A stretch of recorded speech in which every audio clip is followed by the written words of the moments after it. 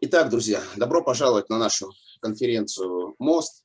Мы продолжаем. Сегодня своим опытом 11-го шага с нами поделится Дан Л из Беллвью, США, 29 лет трезвости, переводить будет Григорий. Добро пожаловать, Дан, добро пожаловать, Григорий. Пожалуйста, ваше время. You're on. Okay. Hi, everybody. My name is Дан Landis. I'm an alcoholic.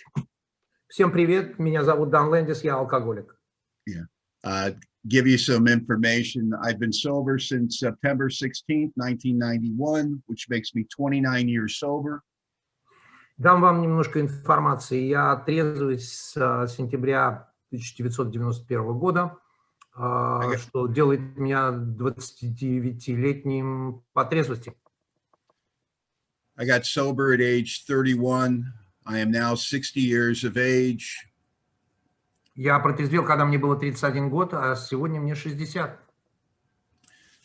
And for the last 29 years, I've been an active member of Alcoholics Anonymous, going to meetings, doing the things that we talk about in AA that I was taught in the very beginning, I still do today. И последние 29 лет я был активным членом сообщества, продолжаю посещать собрания и делать все те вещи, которые полагается делать таким, как мы. And I think it's important that we keep in mind, Alcoholics Anonymous is very simple, but it does demand consistency. И я думаю, что очень важно для нас всегда помнить, что анонимные алкоголики – это очень простая штука, но она требует постоянства. Most of the trouble that people like me get into after we get sober is because we have a period of sobriety and we relax. We think we don't have to do things any longer, and that's where we get into trouble. Основная проблема с людьми такими, как я, происходит, когда мы приходим сюда, мы делаем что-то, и спустя какое-то время мы расслабляемся и думаем, что нам больше нет необходимости делать это. Вот это то, что создает, так сказать, основную проблему. So there are some simple things that a guy like me needs to do on a daily basis if I'm going to stay sober and, most importantly, be happy in my sobriety. Because there's no point in being sober if you're not happy. Таким образом, есть определенные простые вещи, которые такой, как я, человек, как я, должен обязательно делать на ежедневной основе для того, чтобы не просто оставаться трезвым, а самое главное, для того, чтобы радоваться своей трезвости. Now, today I'm going to talk a little bit about my story, my journey in Alcoholics Anonymous, and specifically later talk a little bit about the 11th step and what that looks like in my life and how I've been taught. Поэтому сегодня я поговорю немножко о своей истории, о вот моем путешествии в анонимных алкоголиках. И, разумеется, обязательно ближе ко второй части, уже к концу, поговорю про непосредственно 11-й шаг. And before I go any further, thank you, Gregory, for your service and being here with me and the invitation. И он благодарит за то, что его пригласили сюда.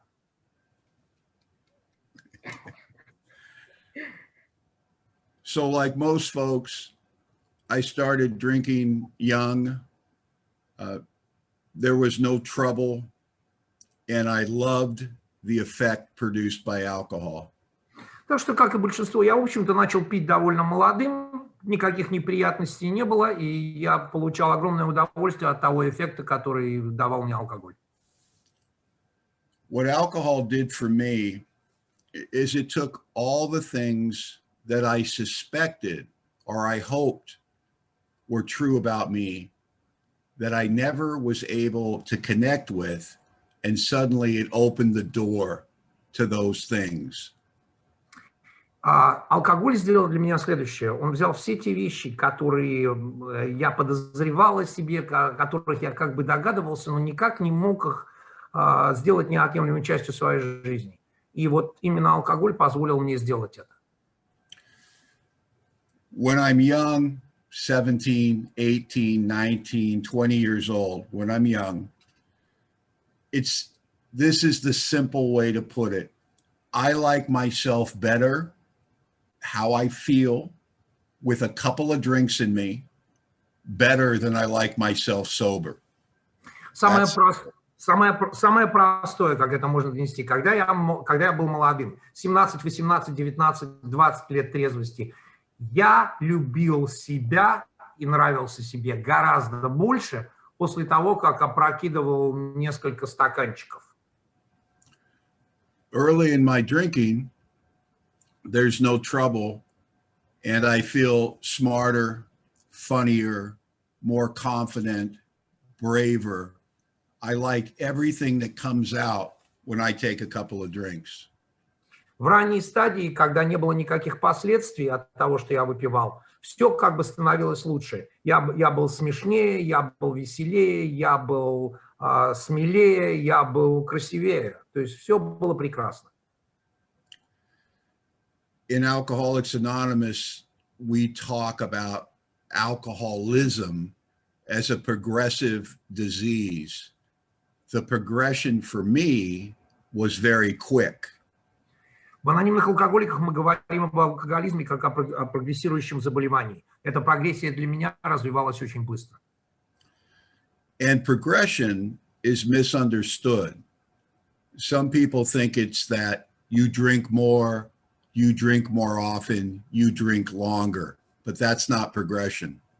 Многие думают о прогрессе, мисинтерпретируют понятие прогрессии. Многие думают, что это означает, что ты начинаешь пить чаще, ты начинаешь пить больше, но на самом деле это не совсем так. The progression of alcoholism is really about dependency. The longer I drank in my story, the more dependent I became on alcohol for everything. В моем конкретном случае это означало, что чем дольше я пил, тем больше я полагался на алкоголь во всем, в абсолютно всем в своей жизни. I depend on it. I use it as a reward. I depend on it to be happy. I depend on it to relieve my stress. And as that increases, what I lose, what alcoholism takes from me, is the ability to enjoy life when I'm sober. Я использовал алкоголь как защиту, как вознаграждение за что-либо, что я сделал, как защиту от стресса. И в конечном итоге это приводит меня к тому, что я полностью теряю возможность получать удовольствие от жизни в трезвом состоянии. This is one of the confusing things about alcoholism, not just to us as alcoholics, but to the rest of the world. Это одна из тех вещей, которая остается загадкой не только для нас, алкоголиков, но и для всех остальных людей в этом мире. Before I got sober, I had people that cared about me, family members, girlfriends, employers, friends that had known me for years. До того, как я протрезвел, вокруг меня были люди, которые реально заботились и беспокоились обо мне. Это мои подруги, мои друзья, мои работодатели, мои знакомые. And they're all telling me the same thing about my drinking. They say, Go ahead.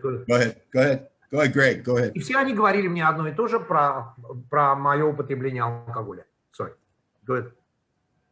They tell me I'm a great guy and how happy I would be if I would just stop drinking. Они все говорили мне, какой я потрясающий парень, и как здорово было бы мне, если бы я бросил пить. And what happens is I hear that and I look at my experience, and what do I find? All the trouble in my life, I was drinking. И когда я смотрю на свой опыт, я понимаю, что все неприятности, которые произошли у меня всегда, когда я бухал. So it makes sense to me, and I think I just have to stop drinking and I'll be happy. И поэтому то, что они говорят, резонно, и я прихожу к выводу, что если я просто брошу пить, то с этого момента я стану счастлив. So long before I came to AA, 5 or 6 years before I got here. Go ahead, Greg.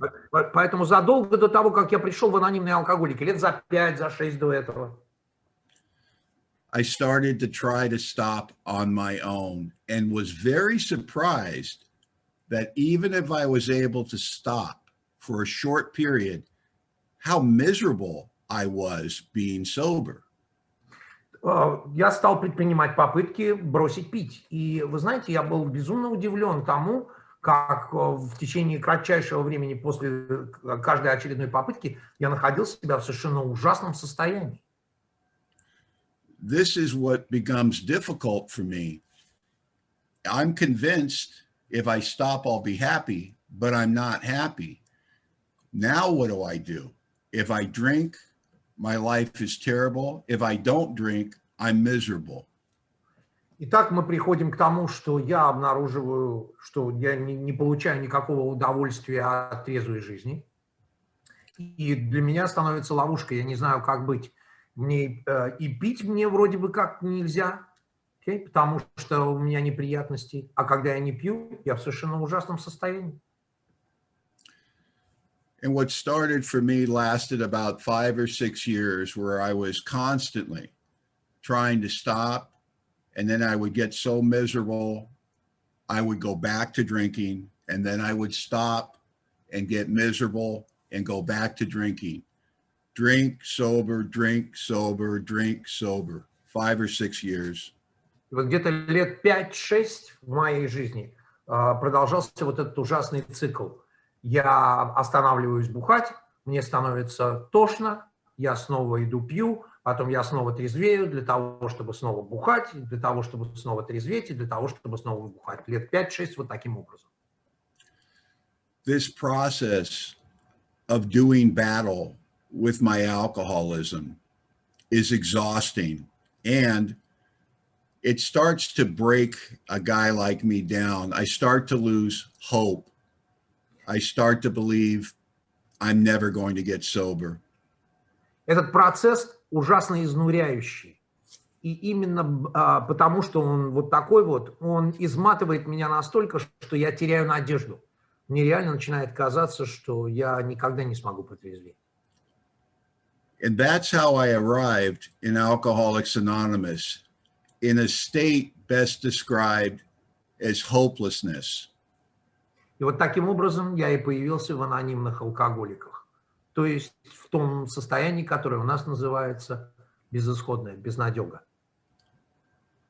I had convinced myself that I would never get sober. I didn't come to AA to get sober. I came here because I was in trouble and I didn't know what else to do. И поэтому в конечном итоге, когда я пришел в анонимные алкоголики, я даже не пришел для того, чтобы протрезветь. Я не надеялся на то, что я протрезвею. Я пришел, потому что у меня были неприятности, и я просто реально уже не знал, куда идти. And here it's important that I say and remind all of us how the wonderful thing about Alcoholics Anonymous is that it does not work because of the alcoholic. It works in spite of the alcoholic. И самое прекрасное, наверное, что в этой стадии нужно сказать, это то, что анонимные алкоголики не работают благодаря алкоголикам. Они работают вопреки алкоголикам. Which is important, because when I arrive here, what do I really bring to Alcoholics Anonymous but resentment, fear, old ideas, and an experience that tells me I can't stay sober. Потому что если вы вдумаетесь, а что я на самом деле, придя к вам, приношу сюда? Я приношу свои ресентименты, свои страхи, свое понимание того, что я протрезветь не могу, что ничего хорошего у меня нет. So the good news is what the steps of Alcoholics Anonymous do for a guy like me is they allow me to start understanding the problem and, more importantly, the solution. Ну и реально хорошей новостью является тот факт, что шаги наконец-то приводят меня к тому, где я начинаю понимать, что истинно является моей проблемой, а самое главное, как ее решить. Now, Alcoholics Anonymous does not require that I agree with the definition of the problem or agree with the solution. Анонимные алкоголики не требуют от меня, чтобы я соглашался с их определением проблемы или с курсом, который мне следует взять для ее решения. But it does demand that I have an open mind and an open attitude, and I am willing to take action. Но анонимные алкоголики требуют от меня открытости в восприятии вещей и открытости в согласии с действиями, которые мне придется предпринять. Which is good, because I did not believe AA would work. I did not believe in God, and I did not believe you when you told me you didn't drink and you didn't miss it. И это, кстати, очень хорошо для такого, как я, потому что, если честно, я не верил в то, что анонимные алкоголики будут работать, я не верил в Бога, и уж если совсем честно, я не верил вам, когда вы говорили мне, что вы не бухаете, и вы радуетесь тому, что вы не бухаете. I believed you didn't drink, but I knew you would drink if you could, because that's my experience whenever I quit. Я верил вам в то, что вы не пьете, но я также был абсолютно уверен, что вы бы выпили, если бы вам предоставилась такая возможность, потому что именно таким был мой опыт.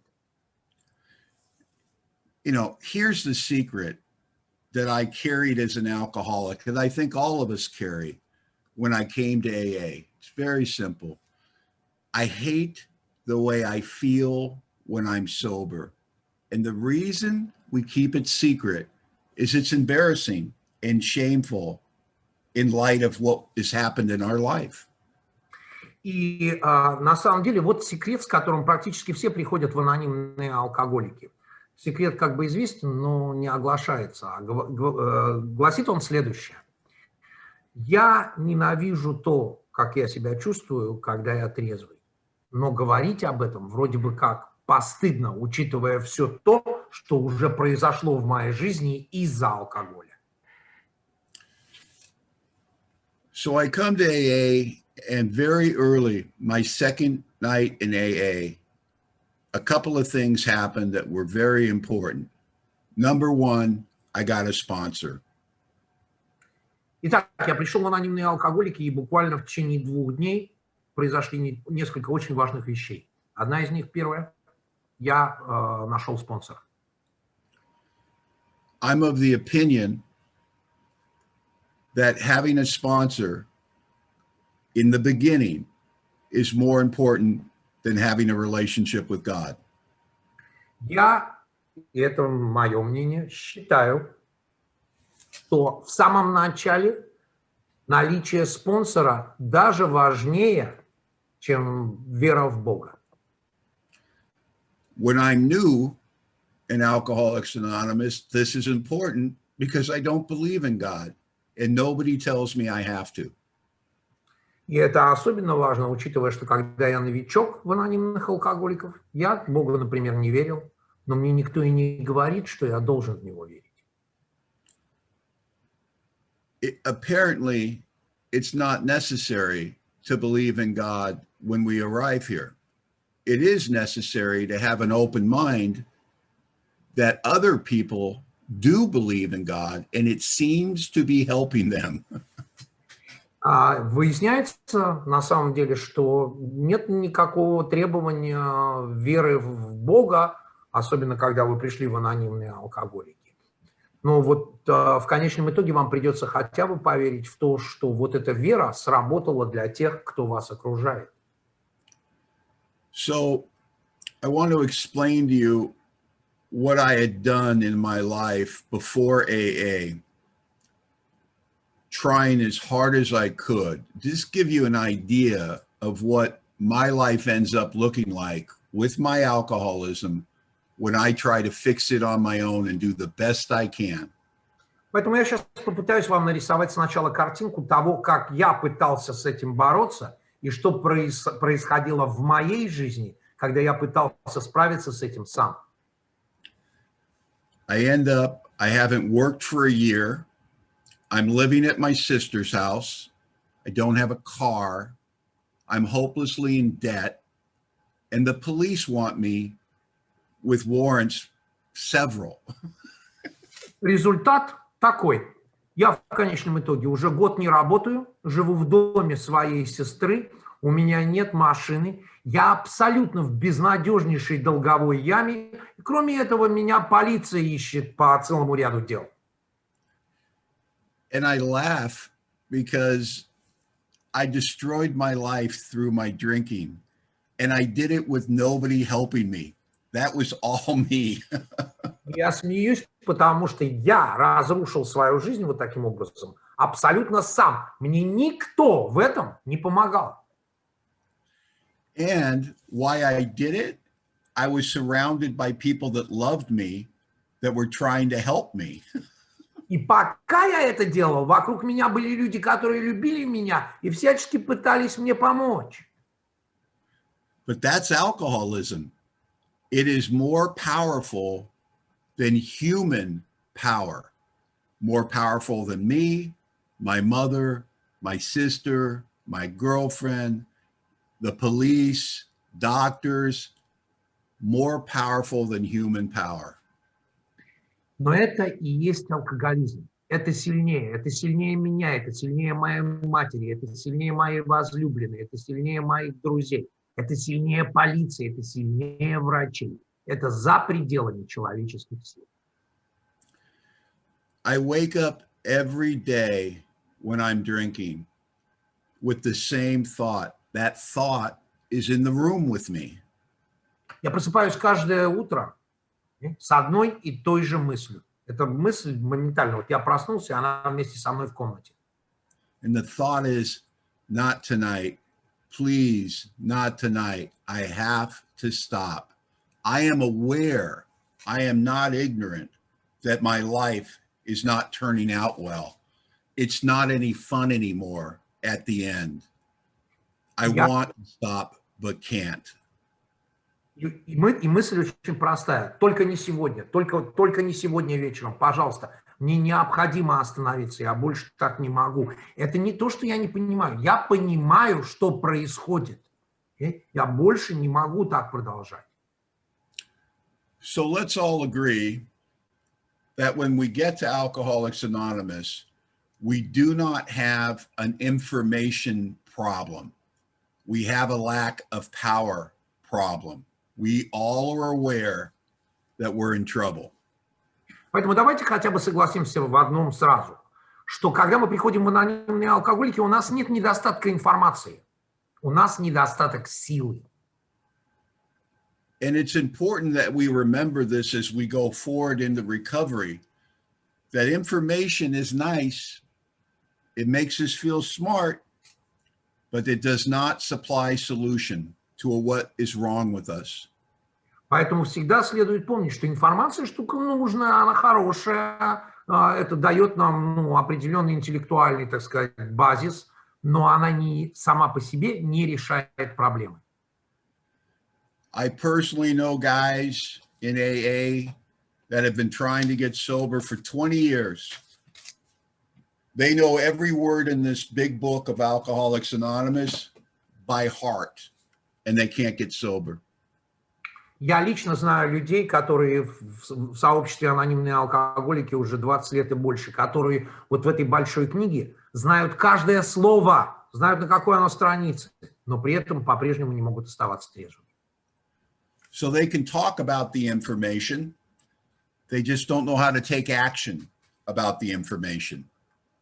То есть они способны делиться информацией, но они не предпринимают тех действий, которые вытекают из этой информации. So now I have a sponsor in Alcoholics Anonymous on my second night, and my recovery truly begins. Итак, во второй вечер в «Анонимных алкоголиках» у меня появляется спонсор, и мое выздоровление начинается. This is the simplest way to think about why sponsorship works. Вот вам самый простой пример, почему спонсирование работает. Sponsorship works because my sponsor does not have my emotions about my life or my problems. Спонсирование работает в первую очередь потому, что у моего спонсора нет эмоций по отношению к моим проблемам, созданным мною в моей жизни. So suddenly I have somebody in my life that I can go to about what I'm thinking, what I'm feeling, who can help me understand what is a big deal and what isn't. И таким образом в моей жизни появляется человек, к которому я могу прийти, поделиться с ним тем, что я думаю, тем, что я чувствую. И этот человек может мне с легкостью показать, что действительно важно, а что несущественно. So I start working the steps, and I'm going to talk briefly about the steps because that's our program of recovery. И я начал работать по шагам. Я вкратце скажу о шагах, потому что это является нашей программой выздоровления. And I'm going to try to talk about them in a casual way, an experiential way, like how they've occurred and I've felt them in my life. И я буду стараться говорить о них с позиции своего опыта, то есть о том, как они выразили себя в моей жизни. Yeah. So we talk about the first step where I admit I'm powerless over alcohol and my life has become unmanageable. Когда мы говорим о первом шаге, где речь идет о том, что я бессилен перед алкоголем, моя жизнь неуправляема. And you think that would be easy because I have all this failure before I come to AA, easy to say, oh, I'm powerless over alcohol. И казалось бы, это должно быть довольно просто, учитывая весь мой предыдущий опыт и всю мою историю, да, сказать, что я бессилен перед алкоголем. And that's accurate when I'm new. How I feel. I admit I'm powerless over alcohol, but that's the only thing on the list.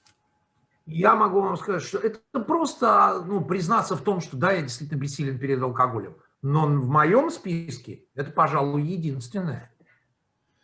And now, 29 years later, the list is huge about what I'm powerless over. I discovered if I'm powerless, I don't have power in any area of my life. И на самом деле сегодня этот список огромен, потому что в конечном итоге я прихожу к пониманию того, что если я бессилен во всем.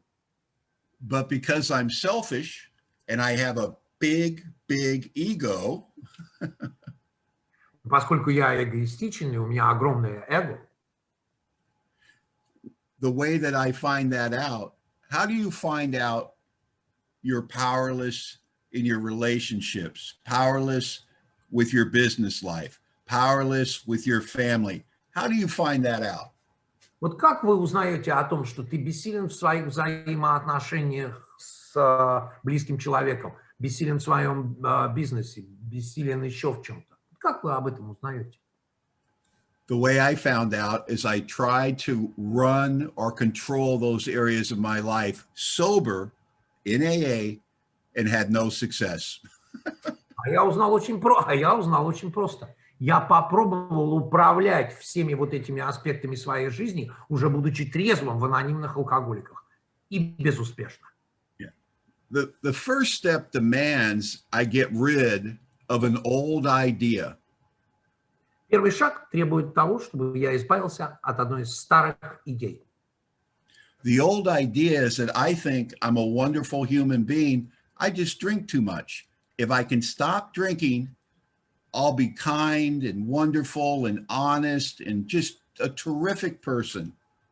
И старая идея заключается в том, что я думаю, что я прекрасный парень, если я только брошу пить. Вот как только я брошу пить, я сразу стану и добрым, и щедрым, и благородным, и все вот это.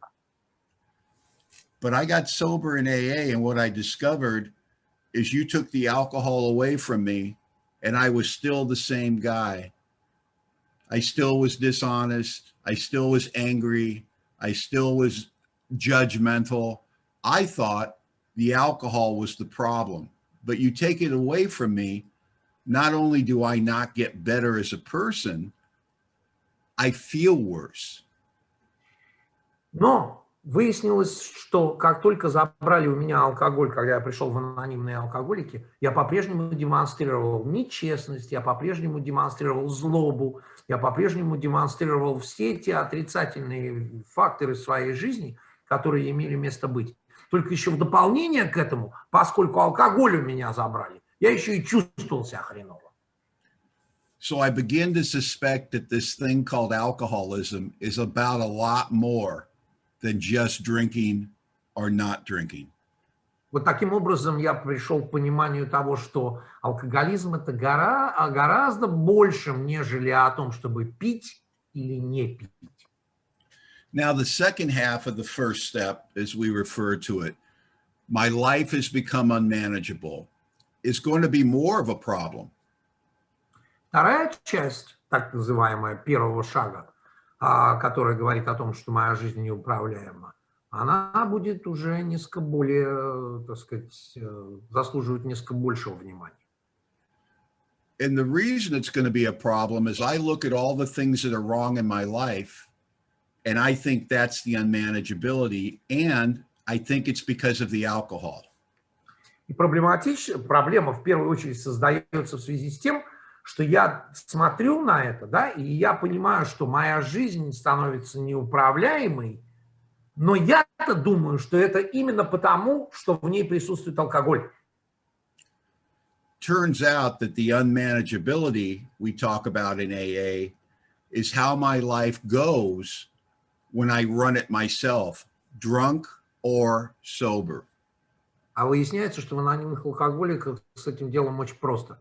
Эта речь идет только о том, как моя жизнь выглядит, когда я управляю ей, будучи в пьяном состоянии или же в трезвом состоянии. And when I say run my own life, in AA we call that playing God. И когда я говорю о том, что я управляю своей жизнью, в анонимных алкоголиках мы называем это играть роль Бога. Now, when I was new in AA, my sponsor said to me, stop playing God. And I said, I don't think I'm God.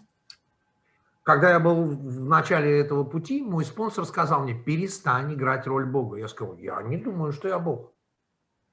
And he said, do you think you know what you should do, what other people should do, what the whole world should do at all times? And if they're not doing it, do you know what they should be doing instead?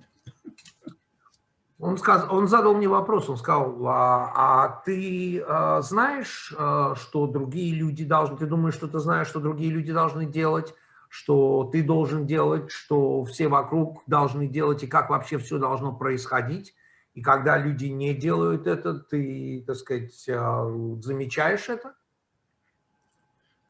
So it turns out I play God. It turns out I have a lot of things when I'm new in AA that I think are my business that just aren't my business. Вот и выясняется, что именно таким-то образом я и играю Бога. Выясняется, что очень многие вещи, которые ко мне не имеют отношения вообще, я почему-то считаю, что они ко мне имеют абсолютно прямое отношение. So I understand the problem that when I drink, I can't stop and I get into trouble and I hurt myself and I hurt everyone around me. Таким образом, я понимаю, что когда я начинаю пить, я не могу остановиться, я наношу ущерб и себе, и всем, кто меня окружает. And when I don't drink, I find myself irritable, restless, and discontent. I find I live in a world with no color and no joy. А когда я не пью, я нахожу себя беспокойным, раздражительным, неудовлетворенным, я нахожу себя живущим в мире, в котором нет ни красок, ни радости. So if I can't drink, and when I drink, I get in trouble, That's a small menu. I'm in a lot of trouble. Поэтому получается, что когда я не могу пить, с одной стороны, а с другой стороны, у меня всегда неприятности, когда я пью, okay, то меню оказывается очень маленьким в этом случае. So it is important with the first step, more than any other step, what that step should produce is an understanding that we're in a lot of trouble. There is no hope in the first step. Поэтому задача первого шага – дать нам понять, что мы на том уровне неприятностей, который, в принципе, называется безнадежным.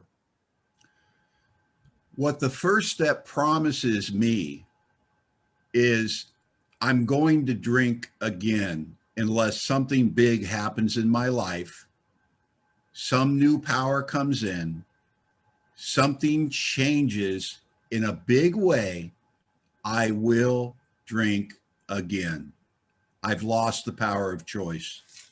И обещанием первого шага можно назвать тот факт, что мне гарантируется, я буду пить, если не произойдет что-то абсолютно кардинальное, если какая-то сила за пределами моей не вмешается, если не произойдут какие-то абсолютно значительнейшие перемены, я буду пить. So this hopeless diagnosis in the first step should produce willingness, strong to move forward with the rest of the steps. И вот эта вот абсолютная безнадежность, которую мы обретаем в первом шаге, она является производителем готовности двигаться по всем остальным шагам. So this hopelessness that I feel in step one, this trouble I'm in, that I understand now that I'm going to drink again, is important because I'm going to need it in the second step, aren't I? Поэтому все вот эти вот вещи, которые я понимаю, как то, что если я буду пить, я снова буду в неприятностях, то, что меня ждет в алкоголе, это мне обязательно пригодится во втором шаге. So when I'm new in AA and I look at the second step, my first problem is I think I need to believe in God, and I don't.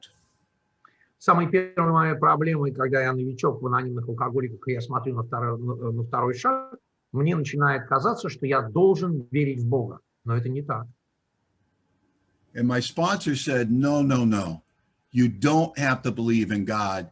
You have to be willing to believe in God. What's the difference? И как мой спонсор мне сказал, нет, подожди. Здесь не сказано, что ты должен верить в Бога. Здесь сказано, что ты должен быть готовым поверить в Бога. Я сказал, а какая разница? I thought he was playing word games, and he explained it this way.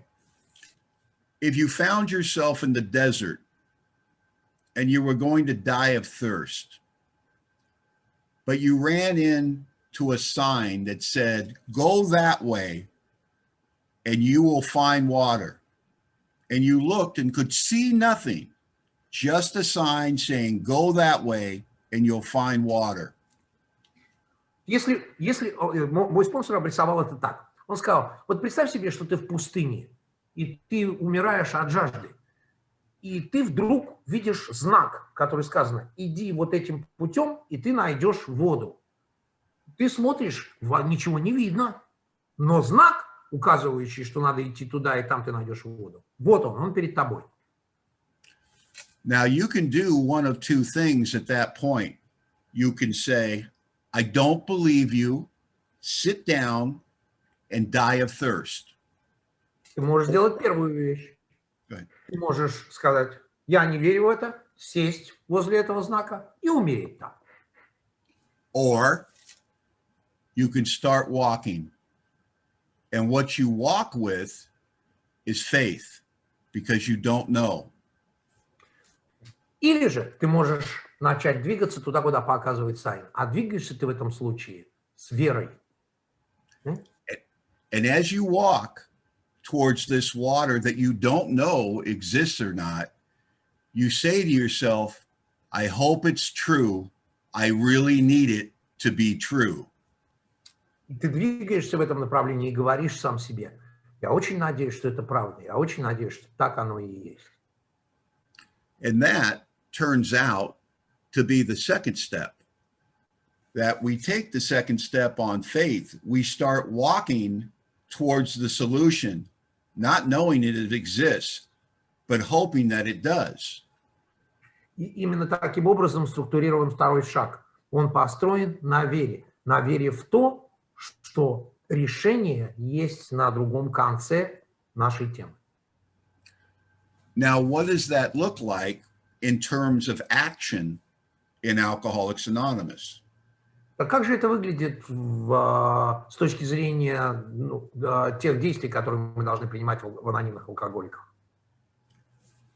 In my case, the willingness to believe was that I started to take actions of somebody that was trying to find out if it was true or not.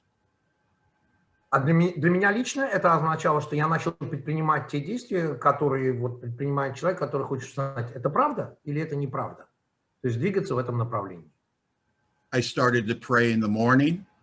I started to pray at night, asking only for God to keep me sober. And at night I would thank him for keeping me sober. Я стал молиться утром, и я стал молиться вечером. Я стал благодарить его за то, что он оставляет меня трезвым, а по утрам я стал просить его оставлять меня трезвым. What I did is I started a conversation with this power that I did not believe in. Что я стал делать? Я стал разговаривать с вот этой самой силой, в которую я не верил, что она есть. Now, 29 years later, the conversation continues. 29 лет спустя разговор продолжается. But it's changed. In the beginning, I felt awkward, embarrassed, silly, didn't believe. Он изменился. Он изменился в том плане, что в самом начале мне было стыдно, мне было как-то неудобно, неловко. Сегодня это уже другое. But today, when I pray, I feel like I'm talking to an old friend who's been with me so very long now, who's done so very much for me. And I think how close I was to missing it.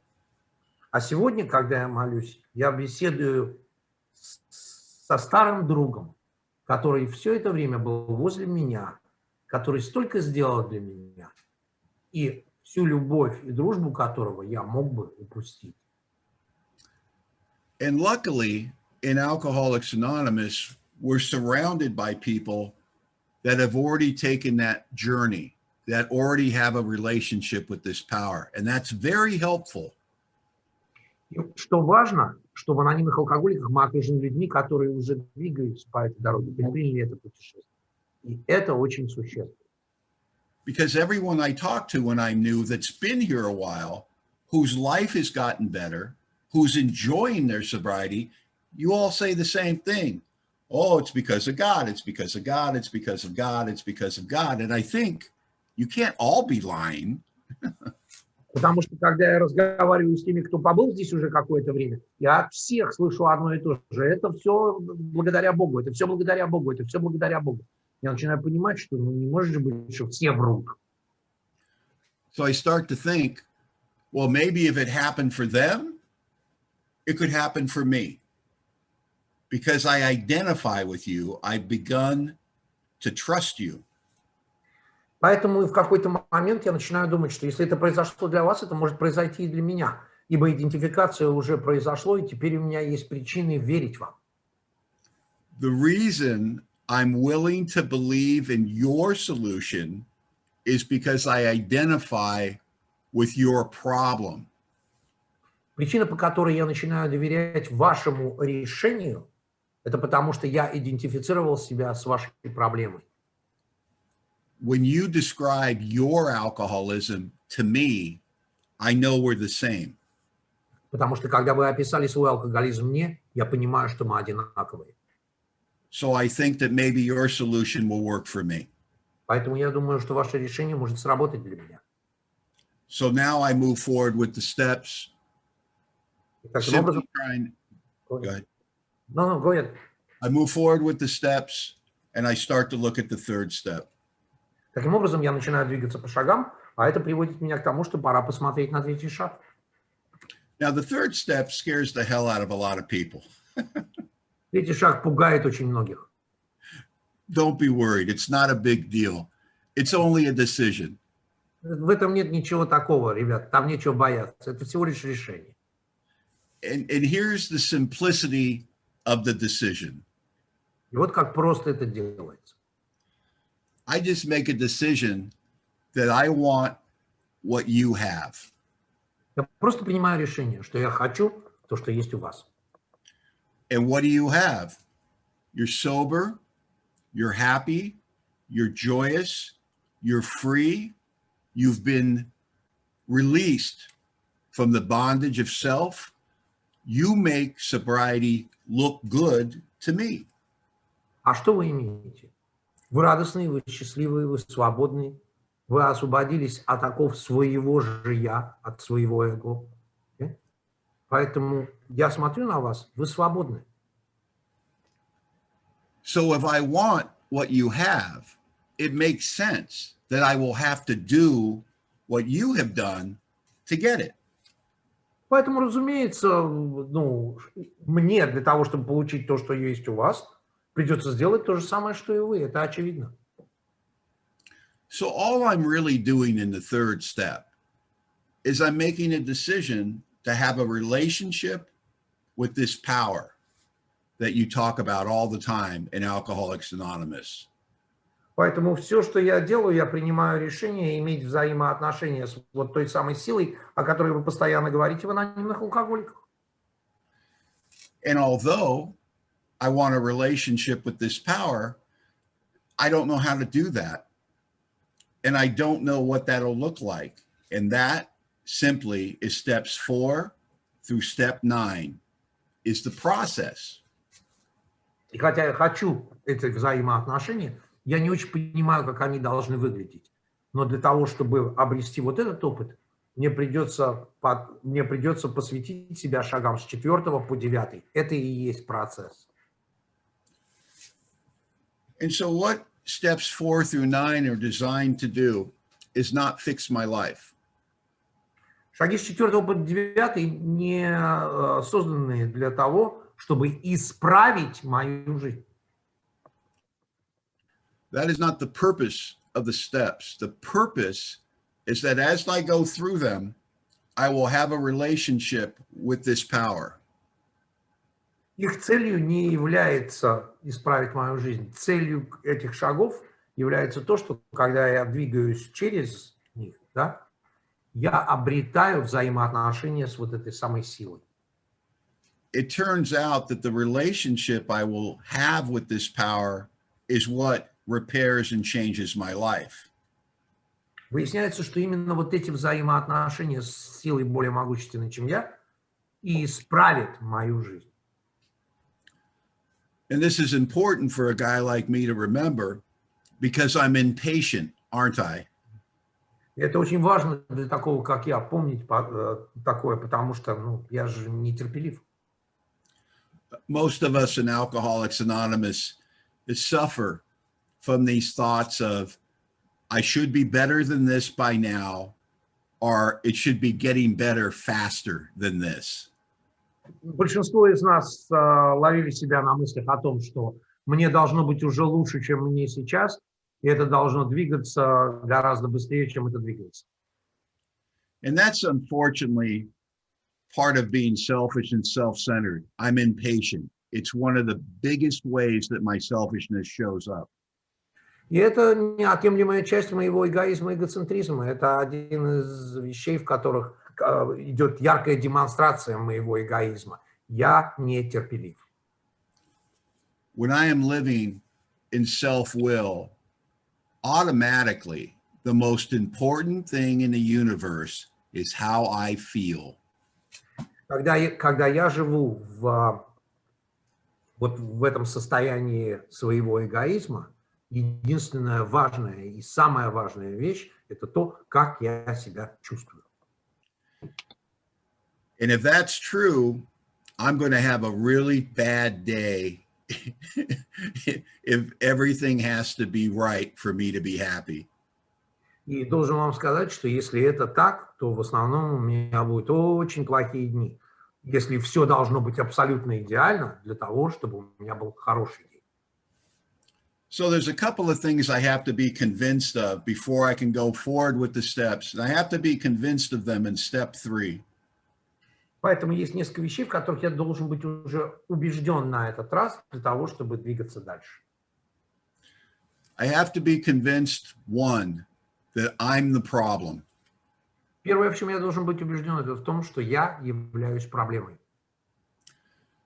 I have to be convinced that I will always be the problem. Я также должен быть убежден в том, что я всегда буду проблемой. It sounds simple, but it's not. Звучит просто, но это не так. Because I have an ego constantly pointing at different things in my life as the problem. It's my wife, it's my job, it's where I live, it's this, it's that. My ego is always identifying other things, not me, as the problem. Потому что мое эго будет постоянно указывать на все окружающее меня. Проблема в моей жене, в моей работе, в чем-то еще, в том месте, где я живу. Эго постоянно будет тыкать в то, что вокруг меня. It's very funny. We experience the pain right here, but we look out there for the problem. Так интересно, что боль мы испытываем внутри, но причину мы всегда ищем снаружи. So, if I'm convinced I'm the problem, I can start to look for how does it show up in my life? Поэтому, если я представляю собой проблему, мне надо посмотреть на то, каким образом она проявляется в моей жизни. It's one thing to tell all of you, oh, I'm so selfish. How does that look? What does it look like? Конечно, очень просто взять и сказать, нет, я эгоистичный. А как, в чем это выражается? And that, my friends, is what the 4th step is all about. И это именно то, о чем 4-й шаг. We are going to be able to write down how our selfishness shows up in our life.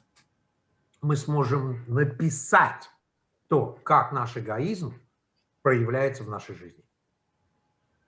How it hurts others in our life. Как это причиняет боль другим. And how it hurts us in our life. Как это причиняет боль нам в нашей жизни. And most importantly, how this selfishness cuts us off from the power that we need. Но еще важнее, мы сможем увидеть, как вот этот эгоизм отрезает нас от той самой силы, которая нам так нужна. So we look at 3 areas of our life because they cover pretty much everything. Мы рассматриваем 3 сегмента нашей жизни, потому что, в принципе, эти 3 охватывают фактически все. So we look at resentments, we look at fears, we look at our sex life, personal relations. Мы смотрим на наши ресентименты, наши страхи и на наши сексуальные, наши взаимоотношения. Yep. We get this all down on paper, following the directions in the big book. Мы делаем это так, как написано в большой книге. And then we look at it. Мы смотрим. And what we discover is, wow, I really am the problem. И мы обнаруживаем открытие. Вау, я таки действительно проблема. Now, when we discover this, we're shocked. Когда мы впервые открываем это, мы шокированы. Yeah. We are the only people that are shocked. Everyone that's known us for years is not surprised. Удивительно, но мы единственные, кто шокированы. Почему-то все, кто знают нас, знали нас до этого, вовсе не удивлены. It's funny because later on in the 9th step, when we go to make amends, we tell people, oh, I've been this, I've been that. And we think that they're going to be surprised. They're never surprised. They just go, we know. И самое это интересное происходит в 9-м шаге, когда мы идем возмещать ущерб, и мы говорим, о, мы были это, мы были то, и мы думаем, что они будут удивлены, а они почему-то, да, мы знали. So we've written this inventory. Now what do? Итак, мы написали эту инвентаризацию. Что мы делаем? So we go to the fifth step. And why is it important to do a fifth step? Почему важно? Мы идем к 5-му шагу, правильно? А почему он важен? I mean, we've written this stuff down, we've admitted it to ourselves, and God knows everything, so God already knows. Ну, смотрите, мы же написали, мы теперь сами видим, ну, а Бог-то он и так знает, да? Все нормалды. Here's the problem with my fourth step. I wrote it. Вот вам проблема с моим 4-м шагом. Я его написал. And I write my fourth step the way I tell a story. А я пишу 4-й шаг так же, как я рассказываю истории. It's my version of the truth. Это моя версия правды. And it's always slanted in my favor. И она всегда склонна на мою сторону. I'm going to need another human being, hopefully my sponsor, to listen to my fourth step. Мне понадобится еще один человек, предпочтительно мой спонсор, который послушает то, что я написал. So he can point out things to me that I would never find on my own. Чтобы он помог мне увидеть те вещи, которые сам я, скорее всего, не увижу. I'll give you an example how simple the fourth and fifth step inventory can be. Я дам вам пример того, насколько простыми могут оказаться инвентаризации. Вот 4-й, 5-й шаг, да? But more importantly, how powerful it can be. Но еще важнее, насколько мощными они могут оказаться. I'll share with you my biggest resentment when I was new. Я поделюсь с вами своим самым ужасным, самым веским ресентиментом, который у меня был, когда я был новичком. It was against my father. Это было против моего отца. And here's why. He deserted the family when I was 2 years old. И вот вам причина. Он оставил нашу семью, когда мне было 2 года. I never saw him again. Я никогда больше его не видел. He never sent any money. Никогда не послал денег. He left my mother to raise 3 children in poverty. Он оставил мою мать выращивать 3 детей в нищете. And I hated him with every ounce of strength I had. Я ненавидел его всеми фибрами своей души. I was convinced that my life would have been different if he stayed.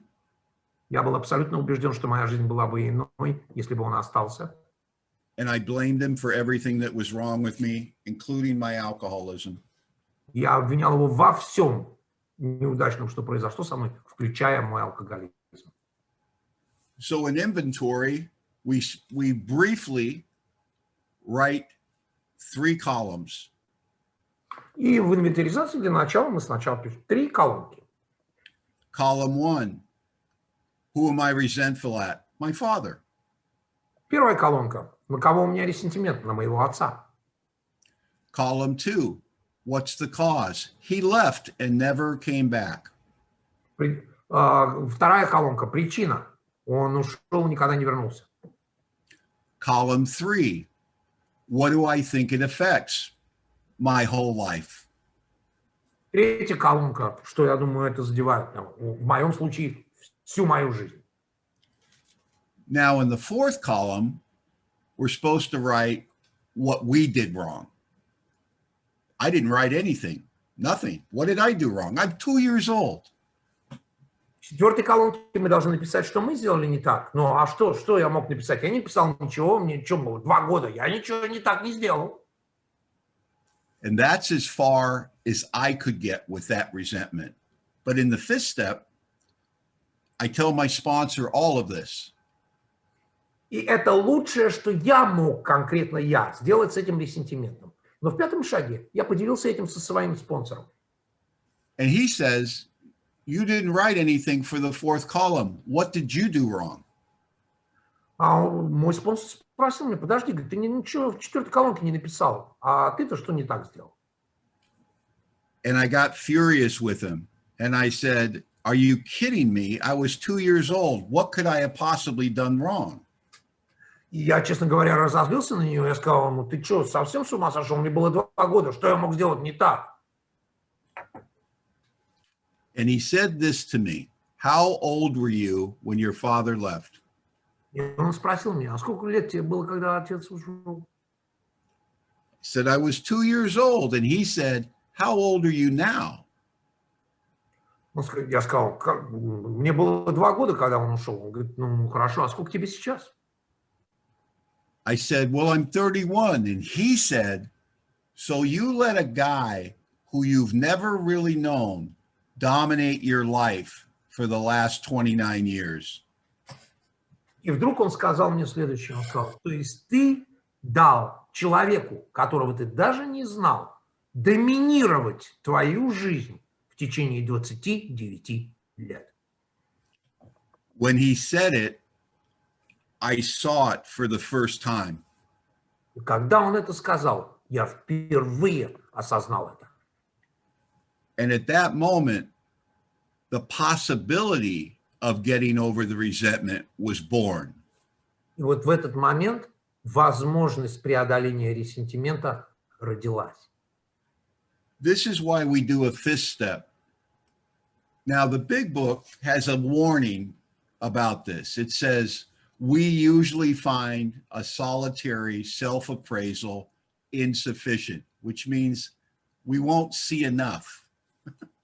Именно поэтому мы и делаем 5-й шаг. Большая книга даже дает предупреждение о том, что наша самооценка, когда мы сами оцениваем себя, мы обнаружили, что этого недостаточно.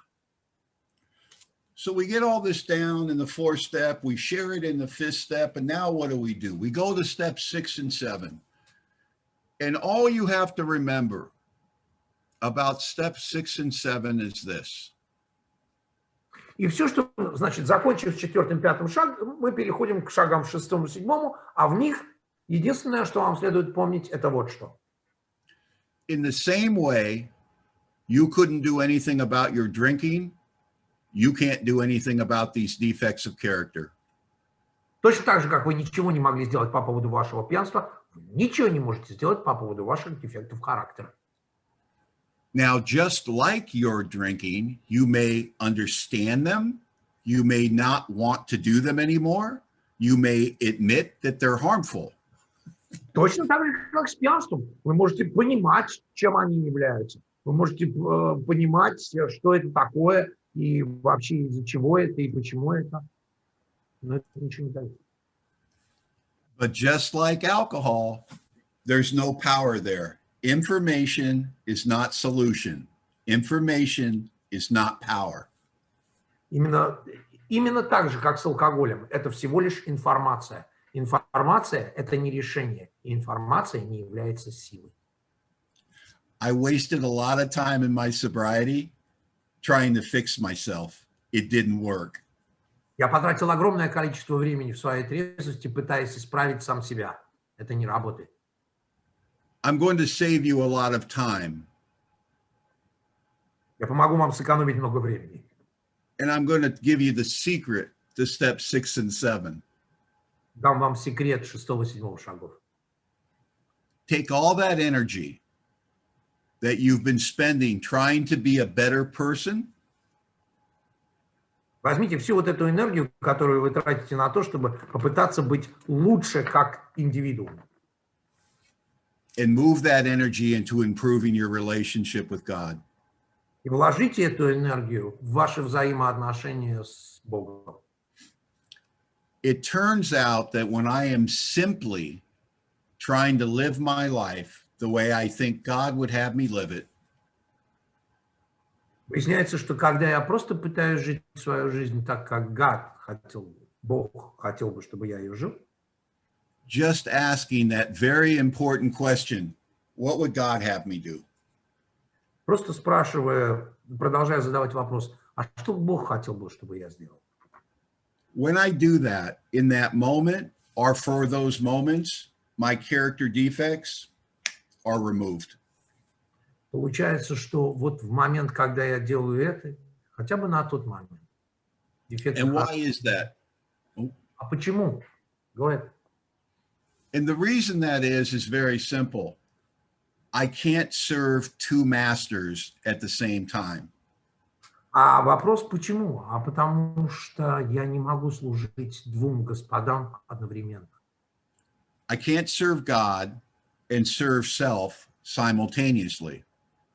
Я не могу служить Богу и служить себе одновременно.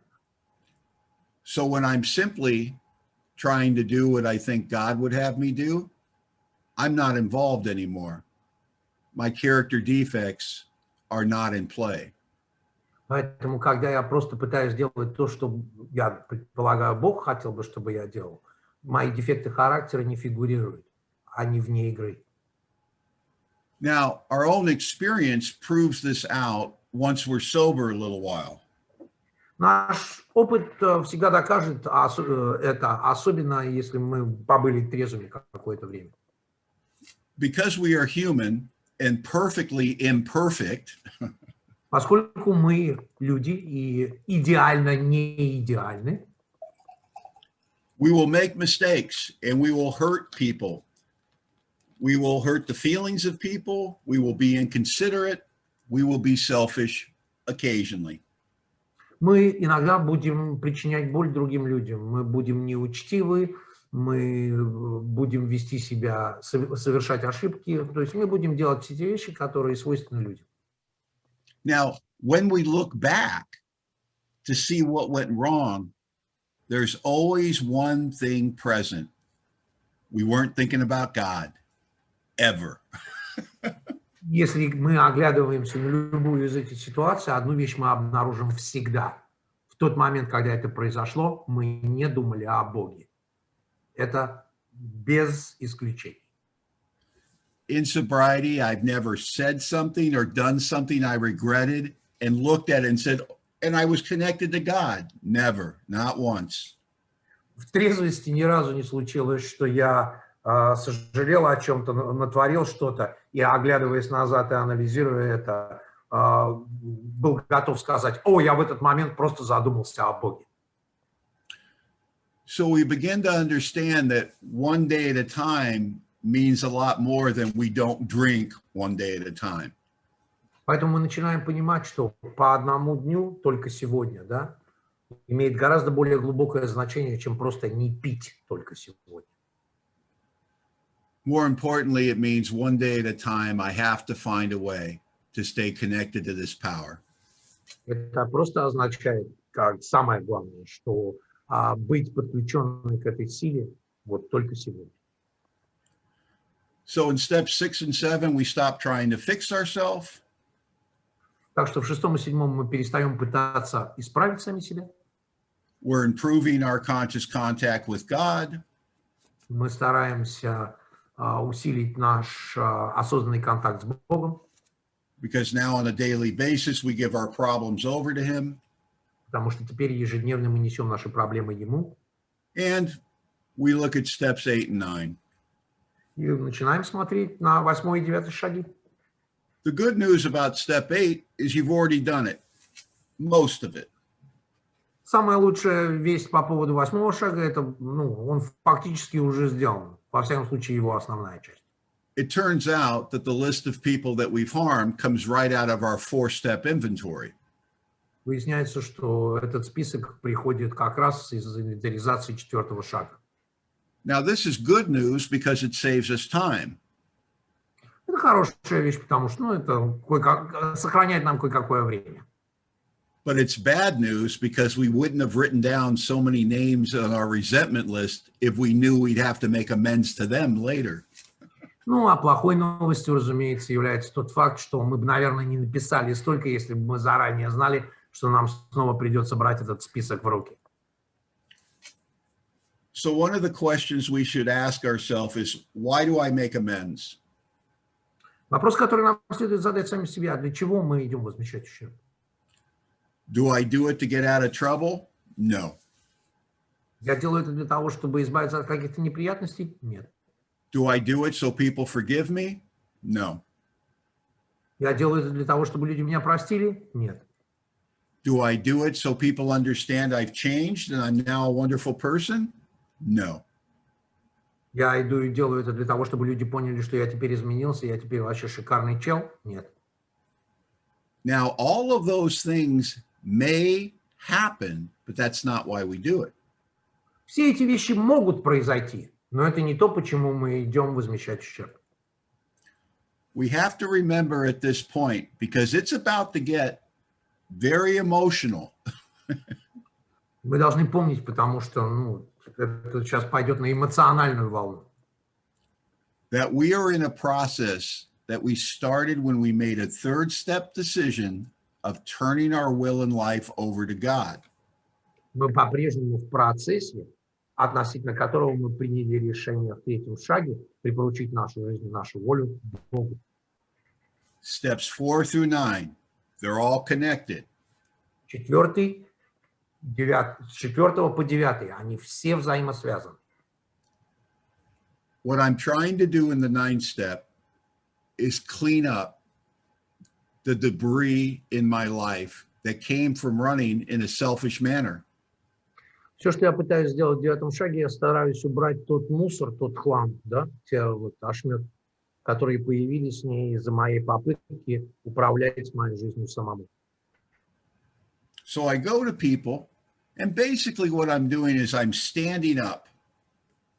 То есть я фактически стою перед лицом тех людей, по отношению к которым я накосячил. I say, I did it. It was me. What can I do to make it right? Я фактически говорю, да, я это сделал, это был я. Что я могу сделать, чтобы это исправить суммарно? And it doesn't matter what happens with the other person, whether they're happy and forgiving, or they don't believe me and they don't want anything to do with me. Doesn't matter. Не имеет никакого значения, что они обрадуются, и они нас простят, или они просто отвернутся от нас и не захотят иметь с нами дело. Это не имеет никакого значения. Now, I'm hopeful that it goes well, that we are able to come to some happy conclusion. Я, разумеется, надеюсь на то, что это кончится хорошо, и мы придем к какому-то радостному завершению. But the real purpose is to get this stuff out of the way so I can have a relationship with this power. That's the only thing that matters. My life depends on it. Но единственное, что на самом деле имеет значение, убрать этот мусор с пути, чтобы мои взаимоотношения с Богом имели место, потому что это самое важное в моей жизни. But I'll tell you one of the side effects of making amends I never thought would happen. Я расскажу вам об одном, так сказать, стороннем происшествии, которое напрямую оказалось связанным с возмещением ущерба. I learned more about myself and how I affect other people through the amends than anything I've ever done in my life. Я узнал больше о себе и о том, как я влияю на людей именно в процессе возмещения ущерба. You see, I'm human, so I make mistakes, and sometimes I hurt people. And when I do it, I automatically know some things. И видите ли, как я уже сказал, я всего лишь человек, я совершаю ошибки, и иногда, к сожалению, причиняю ущерб или боль людям. My ego will tell me how I hurt you, how mad you should be, and how long it should take for you to get over it. Видите ли, одна из вещей, которую мое эго тут же расскажет, я, приходя к пониманию того, что я это сделал, оно обязательно скажет мне, как я вас обидел, okay? Какими злыми вы должны быть, и как долго эта злоба должна продолжаться. And I'm always wrong. И я всегда ошибаюсь. If I want to get to the truth, and the truth is the most valuable thing that we can find in our recovery. Если я хочу найти истину, а истина – это самое ценное, что мы можем обрести в выздоровлении. I'm going to have to involve the people that I've hurt. Мне придется включить в этот процесс тех людей, которым я причинил ущерб. I'm going to have to create an environment where they feel safe to be honest with me. Мне придется создать для них атмосферу, в которой они могут чувствовать себя абсолютно свободно для того, чтобы поделиться со мной тем, что у них наболело. And this is really my first attempt in my life of going to people that I'm in relationships with and trying to see how I affect them. И это на самом деле впервые в своей жизни, когда я иду к близким мне людям, чтобы посмотреть и узнать о том, как я влияю на их жизнь. I'll give you an example of what this looks like in my life today, this principle. Я приведу вам пример того, как этот принцип сегодня действует в моей жизни.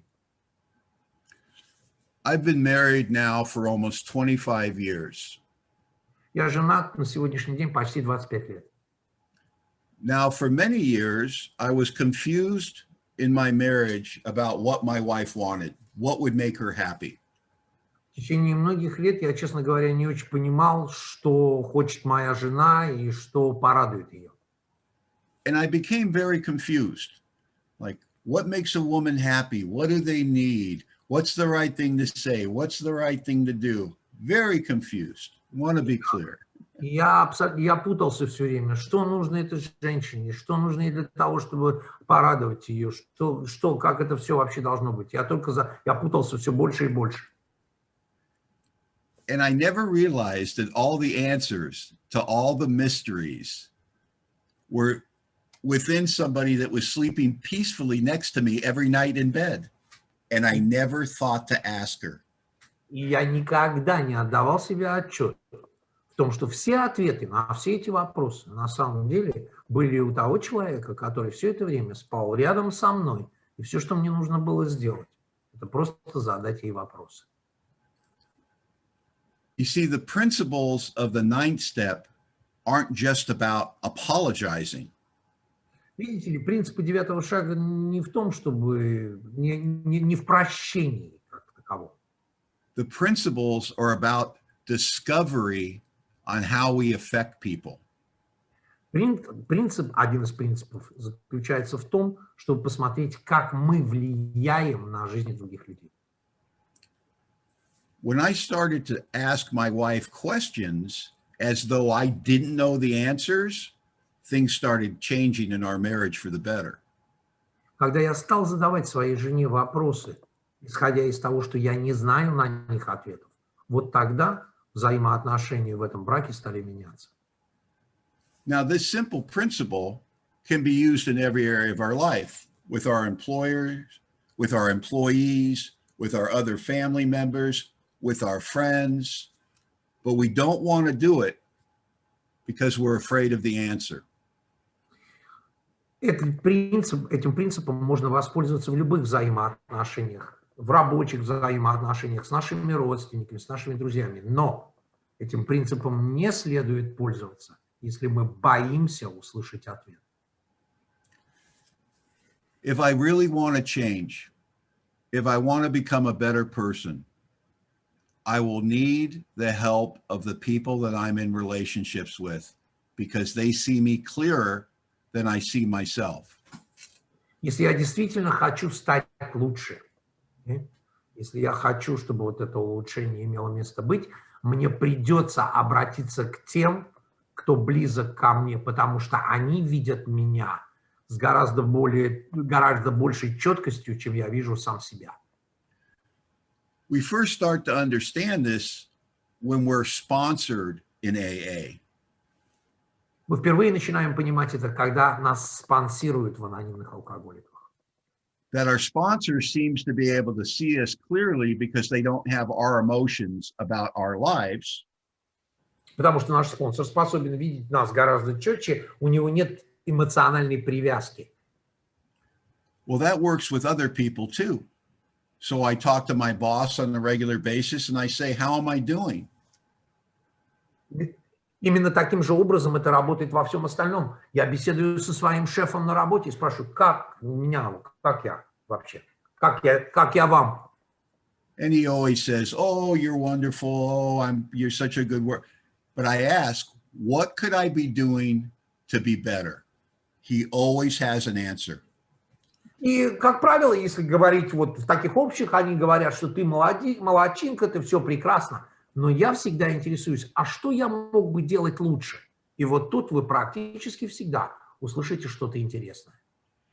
If you want to be a better husband, wife, friend, son, daughter, mother, father, worker, friend, doesn't matter. Go to people and ask them, what could I do to be a better friend, husband, wife? They will have an answer, I promise you. Если вы хотите быть лучшим мужем, женой, дочерью, сыном, неважно кем, okay? Идите к тому человеку, по отношению к которому это имеет место быть, и спросите, что вы можете делать лучше. Вам дадут ответ. And now I have something to bring to God, don't I? When my wife says, I need you to look at me when I talk to you, I now have something to bring to God. God, make me a better listener. И смотрите, теперь у меня появляется что-то, что я могу отнести Богу, потому что моя жена говорит, я бы хотела, чтобы ты смотрел на меня, когда я с тобой разговариваю. Боже, научи меня быть лучшим слушателем для нее. So I learned a lot making these amends about how I affect people that I never understood before, particularly with family. И таким образом я узнал очень много, особенно от моей семьи, относительно того, как мое поведение влияет на других людей. I remember making amends to my sister and talking about stealing her money and borrowing her car and not coming back and thinking that that's how I affected her. Я помню, как я беседую со своей сестрой и, по поводу 9-го шага, рассказывал ей о том, как я воровал у нее деньги, как я брал машину и вовремя не возвращался. И я думал, что именно таким образом это ее и задевает. And she told me, no, that's not how you affected me. And she explained what it was like to love an alcoholic. И она сказала, что нет, это не было основным. И она рассказала мне о том, каково это было любить алкоголика. She would talk about watching me die by inches. And when she asked me how I was doing, I'd say, never better. Она рассказывала о той боли, которая причиняла ей видеть, как я умираю по миллиметру. Да? И каждый раз, когда она пыталась меня спросить о том, как у меня дела, я всегда отвечал, что все потрясающе. She said that for years, if the phone rang late in her house, her first thought was somebody was calling to tell her I was dead. В течение многих лет, когда поздно вечером у нее дома звонил телефон, первая мысль, на которой она себя ловила, это кто-то звонит, сказать, что Дану что-то случилось, и он погиб. And there's a reason that she should have felt that way. You see, I lived a very dangerous and violent life, but it didn't bother me. Видите ли, у нее есть все причины чувствовать таким образом, потому что я жил достаточно опасной и достаточно преступной жизнью. Но она мне таковой не казалась. And because I'm selfish, I don't realize what that's doing to my family. Поскольку я эгоистичен, я даже не отдаю себе отчет о том, как это влияет на мою семью. And when my sister told me how it affected her, as she relived the past, as her eyes filled with tears and the tears ran down her face, I understood for the first time what it's like when you love a guy like me. И когда моя сестра рассказывала обо всех этих вещах, снова заново переживала это, ее глаза наполнились слезами, они покатились у нее по лицу, я вдруг понял, каково это было любить такого, как я. And that produced a humility in me that made me think, I never want to see that look again in somebody's face and know that I'm the guy that put it there. Вы знаете, это дало мне тот уровень смирения и понимания, что я не хотел бы никогда быть человеком в чьей-то жизни, кому я буду причиной, для кого я буду причиной вот таких вот эмоциональных переживаний. You see, the amazing thing about the amends, if you do them right, there's no wait time. You are different after the amends than you were before the amends. It happens right now. Вы знаете, одна из самых потрясающих вещей относительно возмещения ущерба, там нету никакого ожидательного периода. Если они сделаны правильно, вы изменитесь. Вы выйдете на другом конце этого другим человеком. Сразу же. It's interesting that I went into the amends process thinking how uncomfortable this was going to make me feel. Странно, что я, когда стал двигаться в направлении этого процесса, думал, что мне будет некомфортно. But I came out of that whole process with this new strength that I have to this very day. Но вышел я из этого процесса с новообретенной силой, которая не покинула меня и по сей день. And what the new strength is this commitment that I want to live a better life. I want to live a different life. И на самом деле основная суть этой силы заключается в моей абсолютнейшей уверенности, что я хочу жить вот этой новой жизнью. Я хочу быть другим, я хочу быть лучше. So it's very important when I talk about the steps that the steps are not academic. Очень важно понимать относительно шагов, вне того, что я говорю, что это не является академическим экзерсисом. Now they can feel academic because we have to study them, we have to understand them, and then we have to apply them. And we make the mistake of thinking that it's a curriculum that we do it once and we're done. У них есть академические аспекты, поэтому могут появиться подобного рода заблуждения. А одно из самых частых, потому что нам надо изучить, нам надо понять, нам надо сделать. И в связи с этим у нас часто появляется ощущение такой вот школьной программы. Вот сейчас мы это сделаем, и все. It's more important that we start to understand that the steps are referred to in Alcoholics Anonymous as a design for living. Следует помнить, что в анонимных алкоголиков про шаги, когда речь идет о шагах, шаги обозначаются как дизайн для жизни. The steps are just principles. And if you look at the definition of principle, one of my favorite definitions is law of conduct, which means this is just how we're going to try to act in the future. That's all. А шаги сами по себе являются принципами. И одно из лучших определений принципов, которые я нашел, оно звучит так. Это закон поведения. То есть это то, как мы отныне будем стараться себя вести. Вот и все. So the idea is that we start to practice this way of life, but we never stop. And it's not work. It's just that I'm changing my solution. И все заключается в том, что мы, отработав эту тему, не останавливаемся. Это просто становится вот таким вот жизненным кредом. Это и есть мое решение. But because I am just starting this new way of life in the beginning, it doesn't mean I'm going to be very good at it. Ну и разумеется, поскольку я в самом начале пути, еще когда я в начале этого пути, шансы на то, что у меня это будет очень хорошо получаться, невелики. And that's okay, because like anything in life, the more that you do it, the better you're going to get at it. Alcoholics are funny people. We want to be good at something the first time we try it. That's not reality. И, разумеется, как и во всем остальном в этой жизни, чем дольше мы это практикуем, тем лучше мы в этом становимся. А с этой точки зрения алкоголики довольно забавные ребята, потому что мы всегда хотим, чтобы с первого же раза у нас все получалось идеально. And there are no shortcuts to repetition. We practice this way of life one day at a time, over and over, and then it starts to become comfortable and familiar.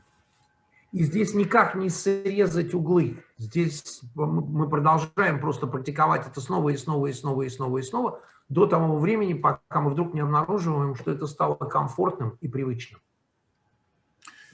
Now, we go to the 10th step, and what the 10th step is, it's a wonderful tool. Because if the 10th step is used properly, what it does is it utilizes all the other steps that we've previously done in our day-to-day living. И сразу после этого мы переходим к 10-му шагу. 10-й шаг – это потрясающий инструмент, потому что на самом деле, если вы вдумаетесь, он утилизирует все предыдущие шаги вместе, компонуя их.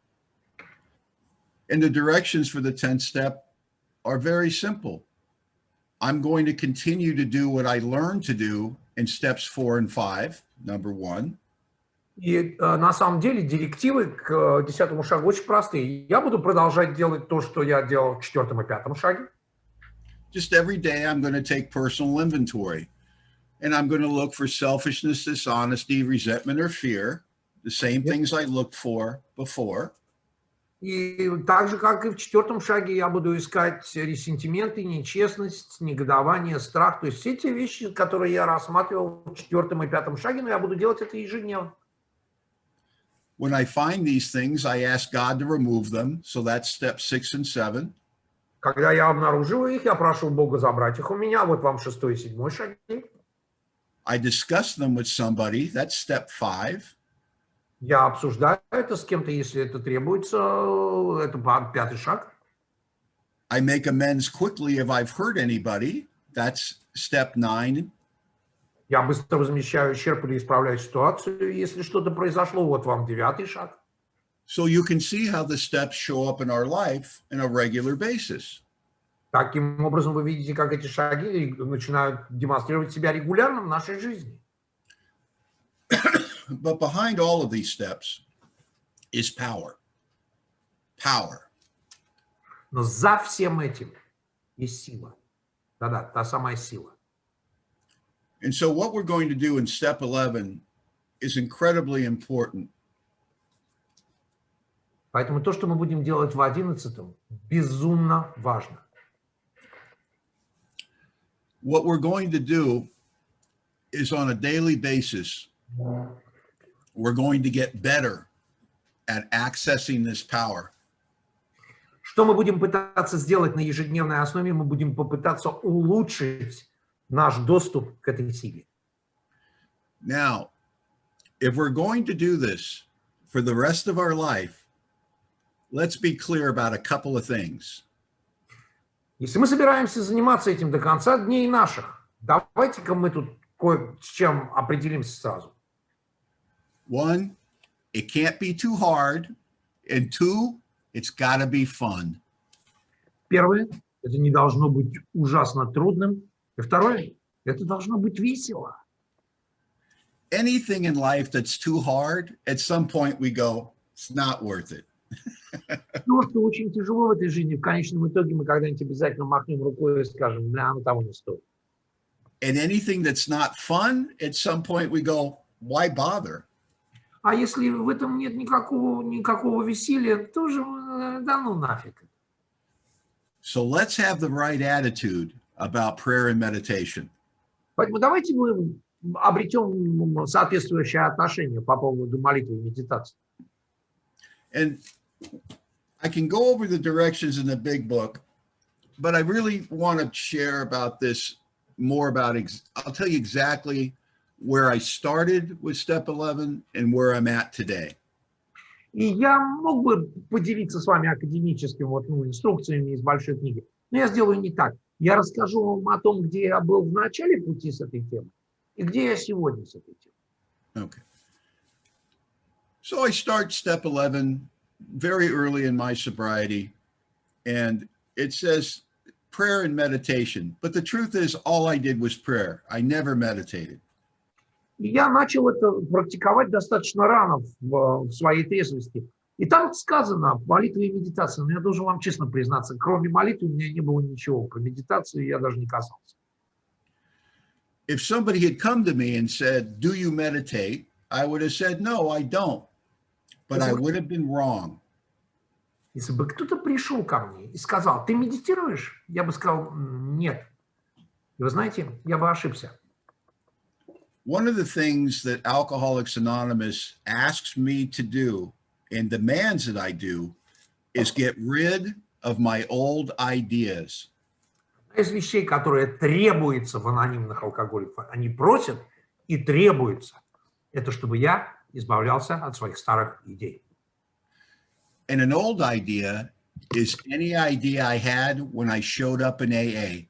It means I have to develop an open mind that everything I bring to AA may not be accurate. Everything. Поэтому это относится к абсолютно всему, включая все идеи относительно определенных вещей и того, как я их рассматривал. Поэтому я должен сразу исходить из допущения, что мои какие-то понимания и мои оценки не являются верными. So here's one of the old ideas that I have to get rid of. I think I know what meditation is, and I don't. Вот вам одна из старых идей, которую я всегда считал. Я думаю, что я знаю, что такое медитация, но я не знаю. Apparently, I don't have to know anything about anything or even have experience with it to have an opinion. Как выясняется, мне не надо ничего знать ни о чем для того, чтобы иметь мнение. Старая наша тема. So I think meditation is closing your eyes, getting quiet, having just the right atmosphere for a half an hour. Поэтому я думал, что медитация, это я должен закрыть глаза, я должен быть в тишине, у меня должен быть соответствующий, так сказать, амбианс вокруг, вот и все должно быть вот таким. Let me ask you a question. Do you really think that God cares how I come to him? Позвольте задать вам вопрос. Вы реально думаете, что Бога волнует, как я приду к нему? If I'm truly his child and he loves me, does he care what room I'm sitting in or what I'm wearing or what I'm reading? Если я действительно сын его, дитя его, и он действительно любит меня, неужели вы думаете, что его особо волнует, в какой комнате я сижу, во что я одет или что я читаю? Or do you think he's just happy to hear from me? Many of us are parents. Do you care how your children come to you? Or are you just glad to be in their presence? А быть может, он просто рад, что я появился. Вот многие из вас родители.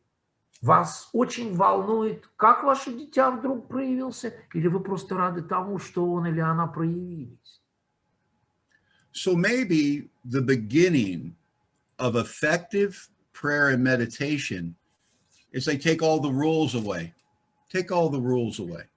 Так может ли быть, что одним из основополагающих вещей, наиболее эффективных вещей, это убрать из темы молитвы и медитации все правила? And what are the rules I have? How I should pray, what I should pray, when I should pray, how long I should pray, how I should feel after I pray.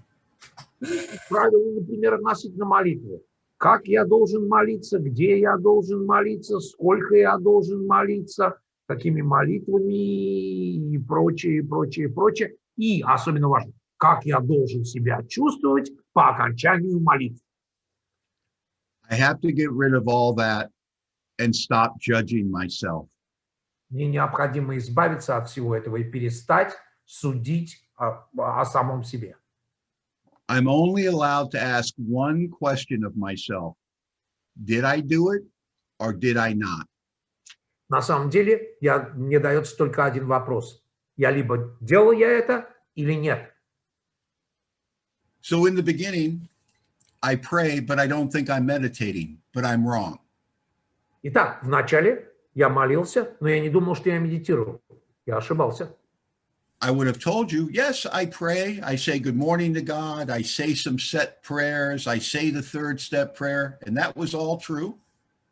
И, я бы сказал вам, да, я молюсь, вот я говорю, доброе утро, Бог, и я читаю там какие-то заученные молитвы, там, например, молитву третьего шага. but I didn't think I meditated because I wasn't sitting quietly, and I thought that was meditation. I never realized that thinking about God is one of the purest forms of meditation. А видите, потому что я не сидел где-то тихо, я думал, что я не медитирую. Но запомните, думать о Боге – это одна из самых высших форм медитации.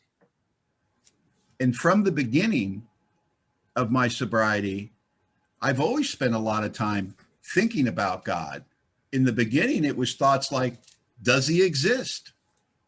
Вы знаете, практически с самого начала своей трезвости у меня было достаточно много мыслей о Боге. Вначале это могли быть такие мысли, как, интересно, а он существует? If we take the labels off of good or bad prayer and meditation, and we just ask ourselves, how often do you think about God, and try to connect with it, it changes the whole thing. Если мы снимем наклейки, бирки, этикетки, да, с вот этой вот темой, и просто зададимся вопросом, как часто ты думаешь о Боге? Это вообще меняет весь плацдарм. Now, the other thing I want you to keep in mind is about when we pray and meditate. Еще одна вещь, которую следует о том, когда мы молимся и медитируем. Now, the book is very specific because it's trying to give us some structure. So it talks about upon awakening, and then it talks about when we retire at night. Книга в этом плане достаточно структурирована, ибо она пытается дать нам эту структуру. Она дает нам, когда мы просыпаемся, она дает нам, когда мы ложимся спать. And so we can misinterpret thinking that we only do it in the beginning and at the end of our day. That is not correct. И в связи с этим может появиться мисинтерпретация, что мы только делаем это в начале и в конце нашего дня. Это неправильно. And logically, that makes sense because I don't live my life only in the morning and only at night. И даже логически то, что я сейчас сказал, если вы вдумаетесь, мы же не живем свою жизнь только утром и только вечером. I sponsor a lot of guys and I tell them, look, if I had to choose between you having good prayer in the morning and at night. Я спонсирую многих мужчин, и я объясняю им, что если бы у меня был выбор с точки зрения того, что тебе дать, хорошая молитва утром и вечером, или же... Or, rather than that, good prayer and meditation throughout your day, I'd rather have that. Или же, как вы уже, наверное, сами догадались, хорошие, вот вместо этого, вместо утра и вечера, в течение дня хорошие, я выберу в течение дня. I tell my guys, look, I don't care if you get up in the morning and just say, good morning, God, and go out the door if God's with you. Я говорю своим ребятам, вы знаете, меня абсолютно не волнует, если вот просто поднялись, сказали с добрым утром, Боже, и ломанули за дверь. Главное, чтобы Бог с вами был. You see, what we're talking about here is a conscious contact with a power greater than ourselves. Conscious, I'm awake. Contact, I'm connected. О чем мы говорим? Мы говорим об осознанном контакте с Богом. Осознанный, я проснулся. Контакт, взаимосвязь. Осознанный контакт. And what is the program, the 12 steps promise me as a result of all this work is a spiritual awakening. А что является в конечном итоге основным-то обещанием в конце всего этого? Мне обещается духовное пробуждение. So if I become spiritually awake, the next thing that's very important is this. Don't go back to sleep. Поэтому, если я становлюсь духовно пробужденным, очень важно после этого снова не заснуть. And this is where prayer and meditation comes in. Its real purpose is to keep us spiritually awake. Именно здесь основную роль и играют молитва и медитация. Их задача не дать нам снова уснуть. So if we don't have to just do it in the morning and just do it at night, when can we do it? Whenever you want. God does not have business hours. Итак, если вот делать там утром, вечером, там, днем, то когда же это делать? Да когда хотите. У Бога нет часов работы. So now that I know this, with a little effort, I can turn my whole day into a form of prayer and meditation. Now, I know that sounds difficult. И вот таким образом, с очень небольшим количеством усилий, я могу взять свой полный день и превратить его в день молитвы и медитации. Это звучит, может быть, странно, но all it takes is a little bit of effort and a lot of consistency. That's the trick, is to stick with it.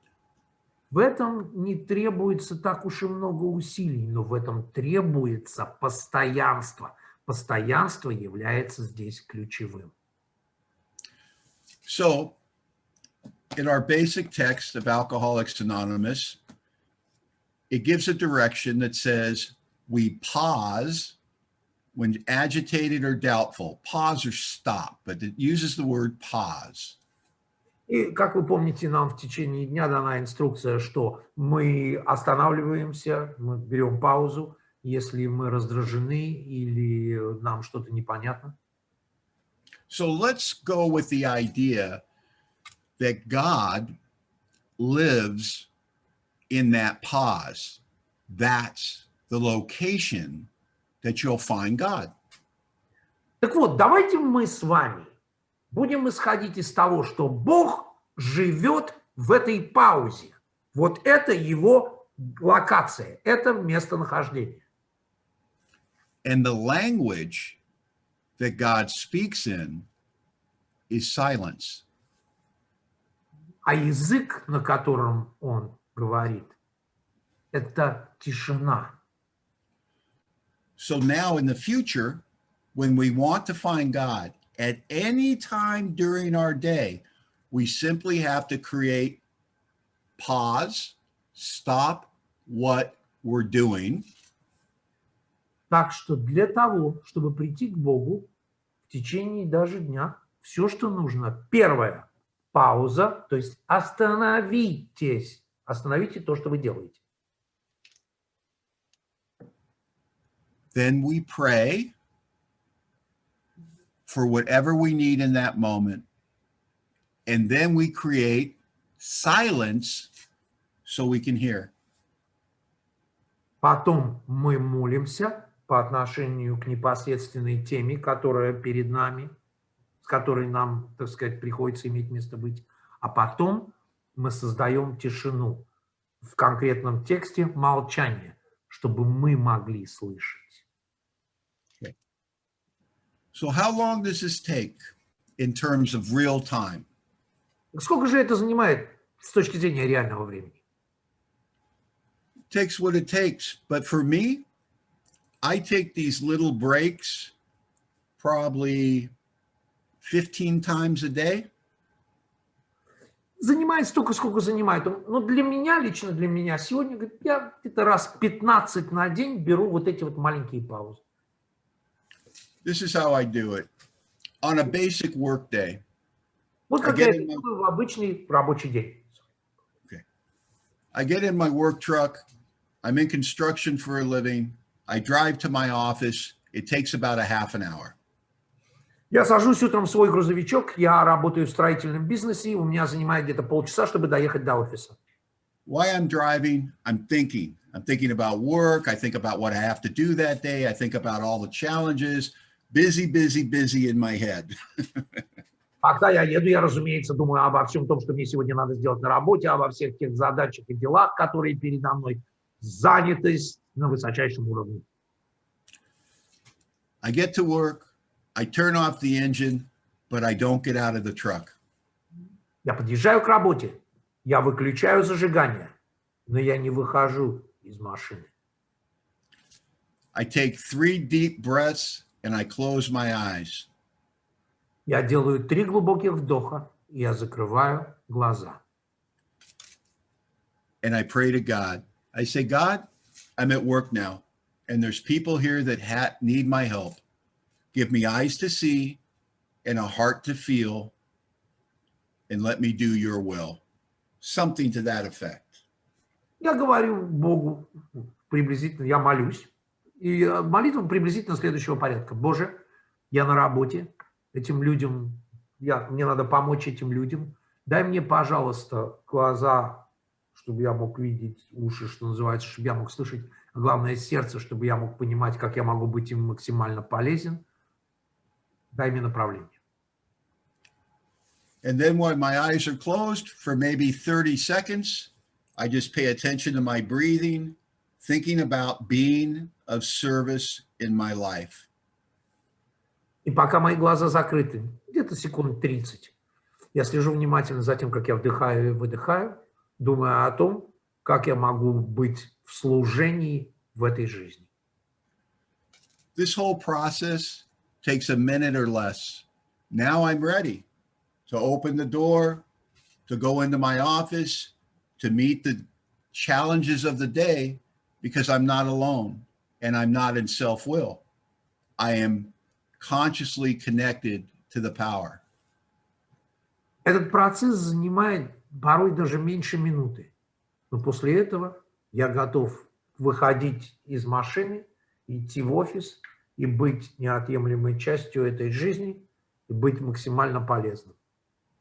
Потому что я уже подключен к силе. Now, what I just described to you, I do several times each day. I do it when I arrive at the next place. I do it when I arrive at home. То, что я описал вам, я делаю по несколько раз в день, куда бы я ни приехал. Каждый раз, что я делаю это, когда я приезжаю домой, я делаю это, когда я езжу на объект. It's so important that I do it when I arrive at home because I have the whole world hanging on me, and I will walk into my house and I'm really not there. I'm still up here. I'm still at work. I have to remember that that is another place I need to be of service. What I'm describing to you, let's call it spiritual preparation. Я обязательно должен это делать, например, когда я приезжаю домой, потому что, когда я только приехал, я еще в своей голове по-прежнему на работе. И мне надо понимать, что я теперь уже в другом месте, где я могу быть полезен по-другому. И для того, чтобы я мог это сделать, давайте вот эти вот паузы назовем очень просто. Духовная подготовка.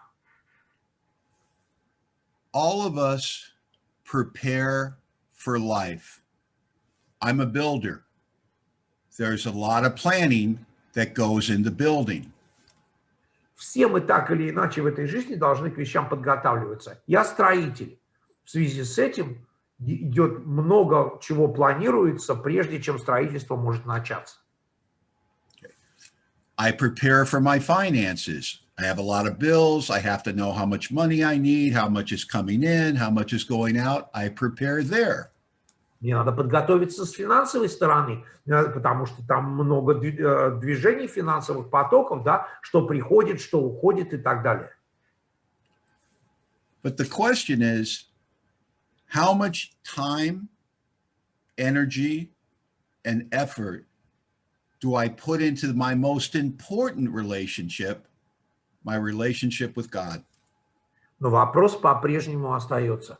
Сколько времени, сколько энергии и сколько усилий я вкладываю в самые важные взаимоотношения в моей жизни, взаимоотношения с высшей силой. Alcoholics Anonymous promises me that when the spiritual malady is overcome, I will straighten out both mentally and physically. Анонимные алкоголики обещают мне, что когда духовное заболевание, мы преодолеваем духовное заболевание, мы также выздоравливаем и физически, и умственно.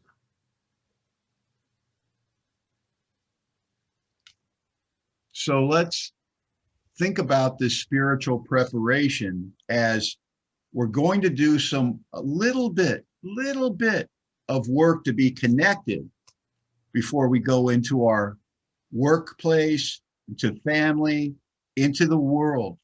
You see, we pray and meditate at home, but we don't get into trouble at home, alone in a room. It's out there that we need God. We have to find a way to bring God into our moment by moment living. Именно поэтому давайте вот эту вот духовную подготовку рассматривать как нечто важное и на работе, и в других местах, и в семье. Почему? Да потому что, смотрите, мы что делаем? Мы медитируем, да, и вот молимся дома, да. Но вы знаете, дома мы не особо попадаем в неприятности, а уж тем более, если мы в одиночестве в комнате. Okay? Нам особенно нужно вот эти взаимоотношения. Именно там, вот в этом мире. And I have it on good authority because I've gotten this out of meditation many times. God absolutely loves your company. И вы знаете, у меня эта информация, можно сказать, из первых рук. Я не раз получал этот ответ. Бог обожает быть в компании с вами. He wants to go with you in every area of your life. He loves to be included. Он очень хочет ходить с вами везде. Он обожает, когда его включают во всем. So I have a great relationship with God. We have a lot of fun together. We laugh together every day at the world and the people in it and the silliness of it all. And I get to spend a lot of time with my Heavenly Father. And I'm so grateful for this relationship that Alcoholics Anonymous introduced me to and then told me how to develop it. We're out of time, and I just want to thank you all for being such great listeners. I know this isn't the easiest thing to do in the world with this format. Gregory, what an outstanding job you've done. Thank you so much, my friend, and thanks for including me. I'm going to stop it right there. Don, thank you very much. Let me finish up for them real quick. Безумно благодарен анонимным алкоголикам за то, что они познакомили меня с вот этой темой взаимоотношений с Богом. И сегодня у меня потрясающие, очень веселые взаимоотношения с моим Богом. Мы смеемся над разного рода глупостями, над разного рода вещами в этой жизни. Мы просто получаем друг от друга огромное удовольствие. И я никогда бы не смог получить всего этого, если бы не анонимные алкоголики. Вам огромное спасибо, что послушали. Наше время закончилось. И всем огромное спасибо. Don, tremendous. Thank you very, very, very much. Спасибо. Спасибо огромное, Дан. Спасибо огромное, Григорий. Друзья, наше собрание подошло к концу.